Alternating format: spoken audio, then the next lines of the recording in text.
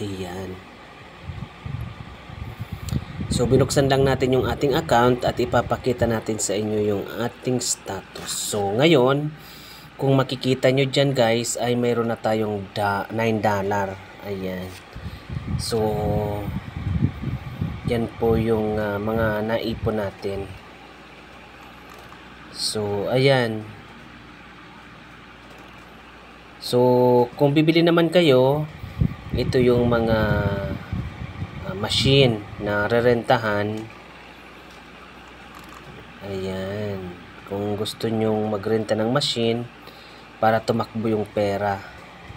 So, ngayon, for every, kung bago ka pa lang, $10.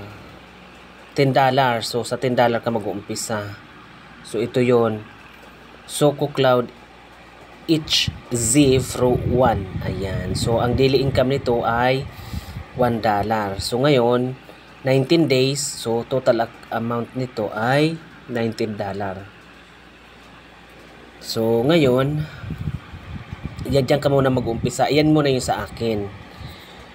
So, pinapalago natin yung pera natin dito sa ating Zocof Bro. So, kasi ito yung nauuso na ngayon online. So, sa withdrawal guys, wala pa tayong history ng withdrawal kasi hindi pa ako nag-withdraw. So, kung gusto nyong sumali sa aking team, ay pwede naman. Ilalagay ko yung link niya nito sa ating description. Ayan, okay?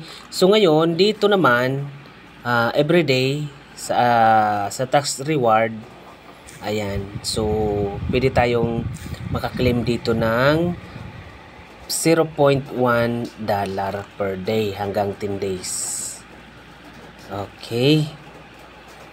So, kung gusto nyo pong sumali sa aking team,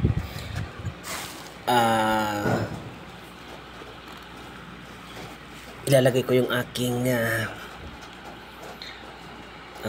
itong link nito sa ating description box. So, $9. Hindi na po masama yung $9 na naipon natin guys sa ating account. Okay? So, maraming salamat po sa inyong lahat. So, sa